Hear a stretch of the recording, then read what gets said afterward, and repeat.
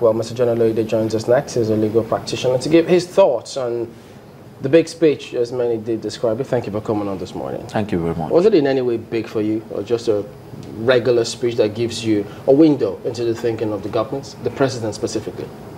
Well, it was just another speech. I mean, we've been having speeches since 1960, and since after I was born, even when I didn't know what a speech was, speeches have been made.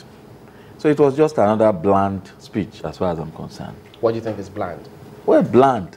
Like Mr. Ahmed Tijani said, that there's nothing new in what Mr. President said. All these things are in public domain. There are issues that we've always discussed. Oh, this is what I'm doing about security. This is what we intend to do. The only aspect of the speech that is a bit, different from what happened on 29th May was probably the conciliatory nature. Now saying, look, every Nigerian should come on board, join me, let's make this thing work. I think, and then saying, look, I'm not going to witch hunt anybody, I'm not fighting anybody, don't be afraid of me. I guess the image makers of Mr. President, I think, or maybe the former leaders who have been alleged to have been running to him to tell him, look, you have to tone this thing down. Otherwise, your body language will become body odor and will scare so many people away. I think that part of the speech seems a bit more humane and tells us that, look, Mr. President is ready to carry everybody with good intention on board. Well, that's the part of the speech that I really love. But you know, some say that, yes, we've seen this speech, as much as maybe they may agree with some of the perspectives you raised, but reality, they see something different. So they seem to be in a straight betwixt two. How do we reconcile what the speech says about his thinking and what they're actually seeing playing out? Well, I believe that Mr. President, by making that speech, and the part that I like, wants to show the Nigerian public that is ready to make a radical departure from the perception, from the public's perception, that this man is out to maim, is out to kill. All the same interest I have in Nigeria is probably the same he has in Nigeria. And I will say this of Mr. President, I've said it all the time. The president means well. The president came in with very much goodwill from the Nigerian public, and he cannot afford to squander that goodwill simply because he has to maintain an appearance. He has to be, they say he's a new sheriff in town. You know, he's a father to us all. One good thing about age now, his age, is that, look, he has matured with age. He's 72 years. He cannot do things the way he did it when he was a military ruler, when he was in his 40s. No, things have got to change. So he must be accommodating. That does not mean he should compromise his principal stand that corruption must be stamped out, if not completely, at least in so many ways. That's interesting. Yeah. How do you then manage that balance? Now, in our various homes, we have usually, mothers are usually very nice to the children. Children walk up to them, they talk to them. Fathers are very stern. It's not because the fathers don't love their children. In fact, they probably love children. I read a report that says that children that are brought up by fathers, single fathers, they turn out better than children that are brought up by single mothers. So I am saying, yes, President Buhari can still be the soldier man, the new sheriff in town. He has to make his intent. Look, I'm not going to take this nonsense. And then when there are good things you have seen, maybe for instance, even good things that were passed on from the previous administration, you have to acknowledge, oh, this is good, we can work on it, we can build on this, and you say it to the general public, so that it doesn't appear as if, oh, look, everything begins afresh. You can be a father to us all. You can be a father to even the former President Jonathan, and still deal with him where he went wrong. Is that what he meant when he said, well, he's not out to witch hunt anyone? Anybody. But your actions will have consequences. Yes, exactly. That's very opposite. I love that part of the statement. And that is the departure from the previous one that says, it's like, look, I'm going to deal with you. This particular, I'm going to start probing from social administration only. I'm not interested in any other thing. It's this one. That gives an appearance of witch hunting. And I guess they've put their house in order.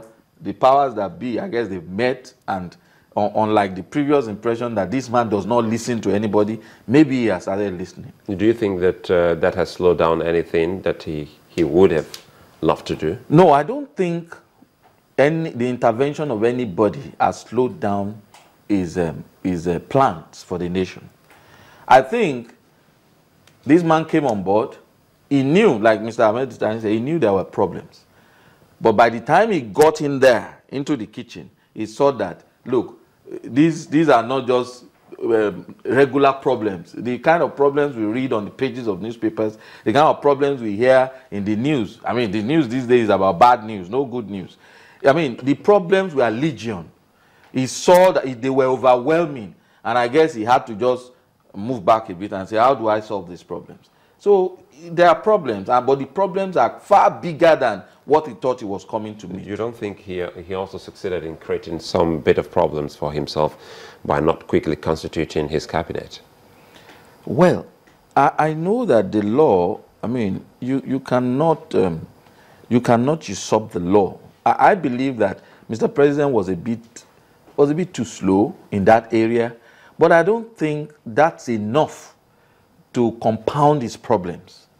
Now, I mean, yes, the Constitution says there should be a federal cabinet, federal executive council. That presupposes that if he was to hit the ground running, that cabinet ought to have been constituted ASAP. He did not do that. I mean, he's been ruling, I mean, alone. And you find a lot of his media aides, you find the people around him, which has always been the problem. You know, some people, they said, what is wrong in him? Mr. Tijani said, you see, when that man spoke, I began to believe that this country, you know, is going to get better. Because when you have youths from the north who say it as it is, I think we can begin to have hope in this country.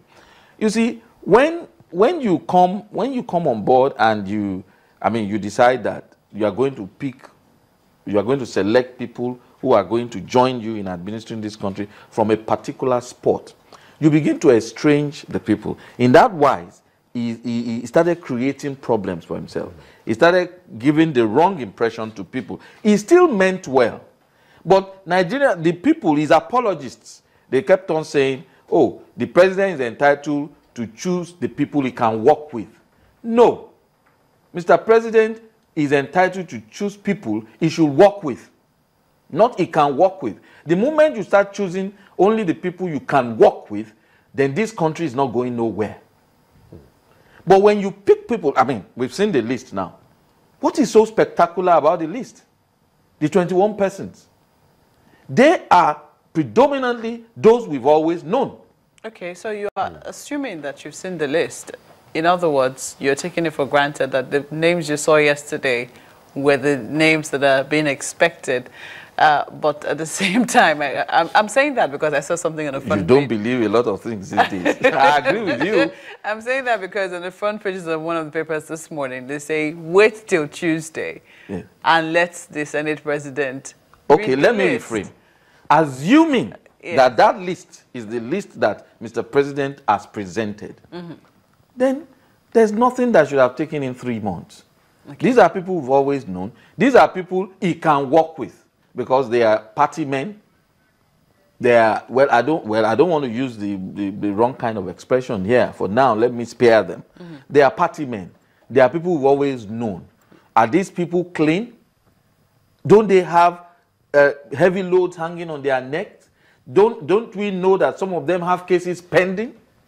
How many governors are in the Senate now, former governors, who have cases pending? And the cases have died down. That goes to the issue of institutions. You have institutions that are not working. But you hear people talking about Mr. President, vetting the allowance vouchers of people in Aso Rock. You have Mr. President ordering the Inspector General of Police to get Chief Falai. The president is too big for such mundane jobs. There are people around him who do that. Nigeria's problems are so big that Mr. President should have such things, ordering people around, delegated to people who should do that. And the man he ordered to bring out Chief Falai came out and said, yes, we rescued him. And it turned out that they paid a ransom. Now, what an embarrassment to the presidency.